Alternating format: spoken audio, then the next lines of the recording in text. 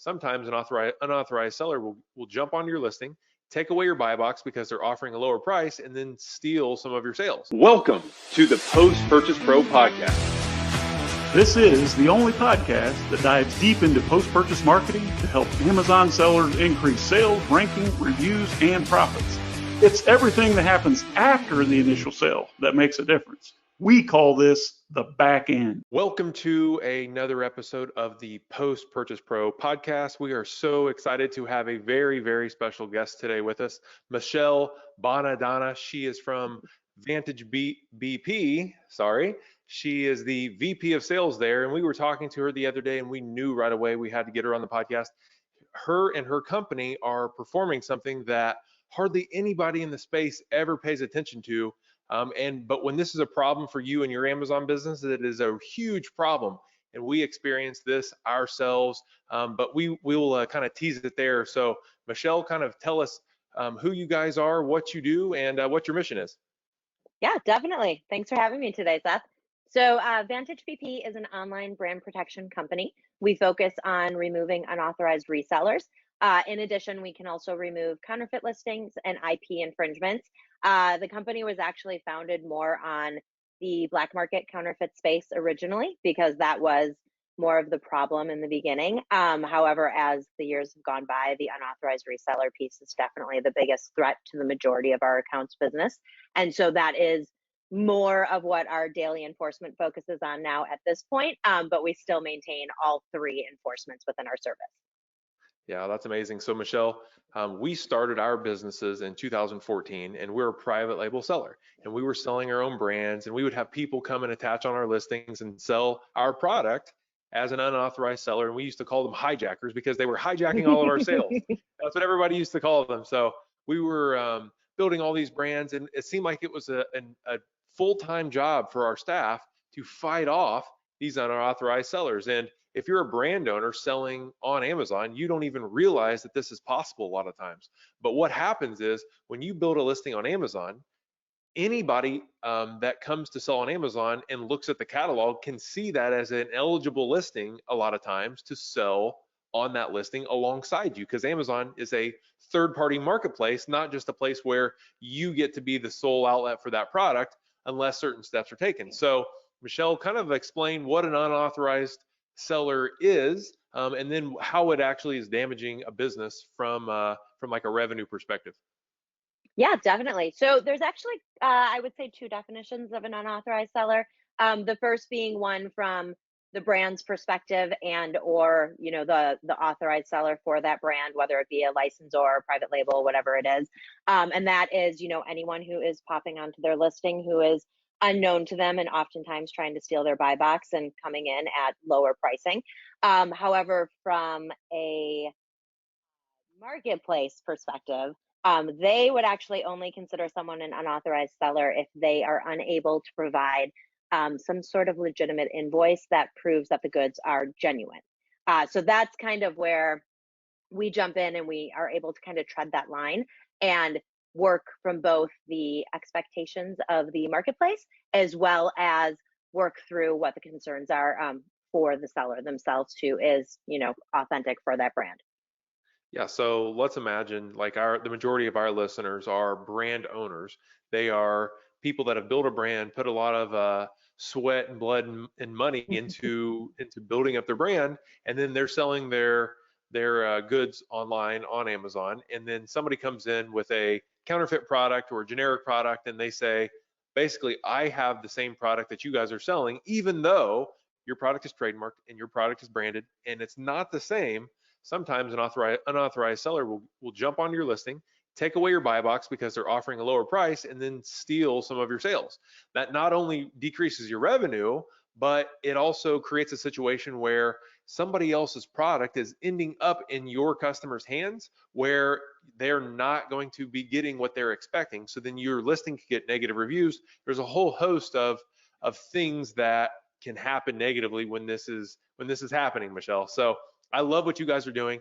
Like I said, I wish I could have just hired you to do this for us back in 2014 when we were trying to figure all this out ourselves. So Michelle, what is it that you guys do differently? I know we had our own internal processes, but Amazon has grown and developed a lot over the last several years. So there's channels, the correct way to fight this off. So what do you do now?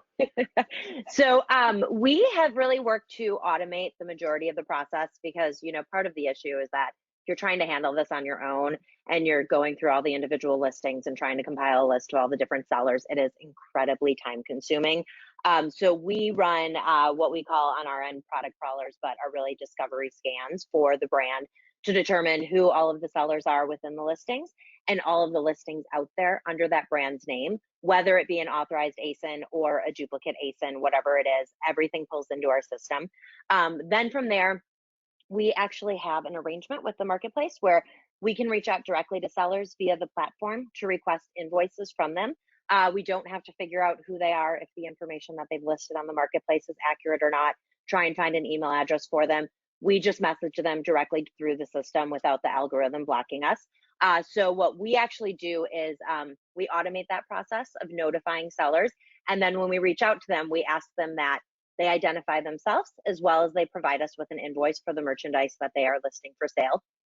And the reason that we do that is because there is a thing called the first sale doctrine that wasn't necessarily created with 3P marketplaces in mind, but as time went along, it now offers protections to 3P sellers that as long as goods are authentic and they can prove that, they can technically sell on the marketplace. And the marketplace, doesn't really care about resale agreements. So we send these notices out.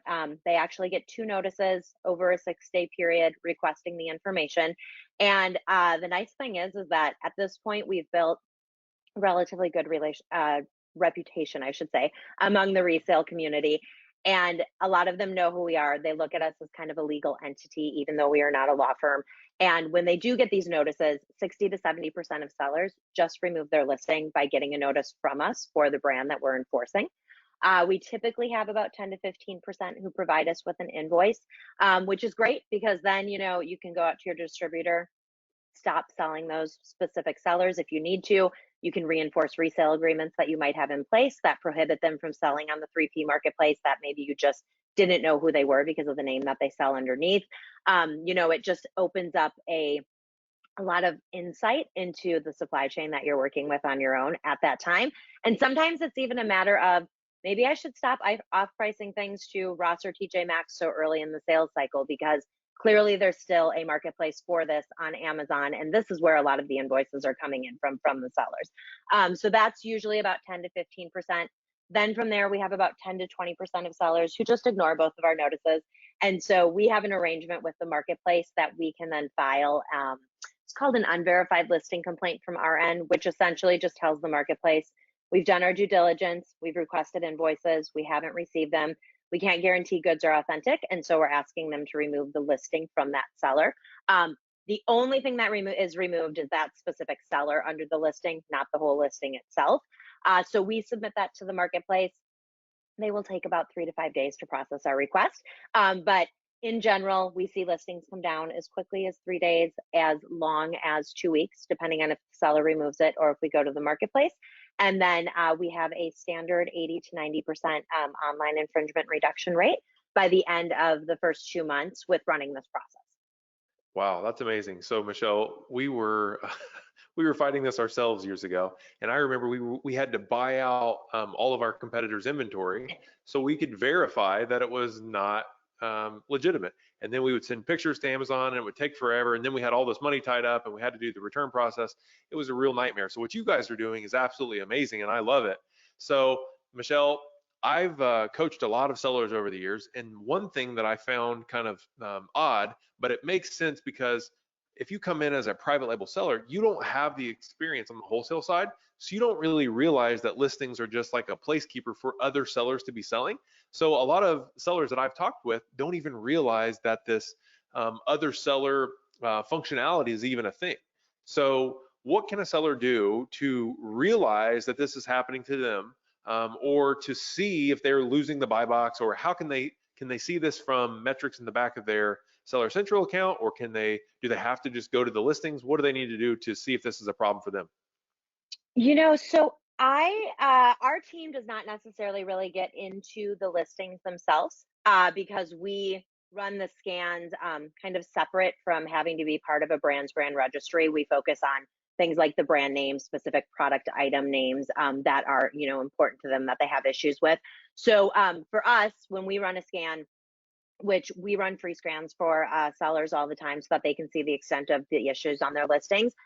You'll actually have access to a dashboard, and within our dashboard, it will tell you at the time that the scan was run who the buy box winners were at that time, and you'll be able to see every single seller that is on your individual products as well as for your entire brand within that dashboard. Okay, very good. And then one of the things that that maybe your scan would pick up that we used to run into is we would have unauthorized sellers and selling unauthorized goods that are counterfeit, but they would only list like during 3 a.m. times where they could pick up sales without anybody else noticing. Do you guys have a way to scan for that? So we actually run our scans at random times throughout the Oh, week okay. so that the sellers, yeah. So it may be a weekday, it may be a weekend. It's really intended so that the sellers don't get a good, clear idea of when scans are run, and so they can't kind of Perfect. play around the Yes. system.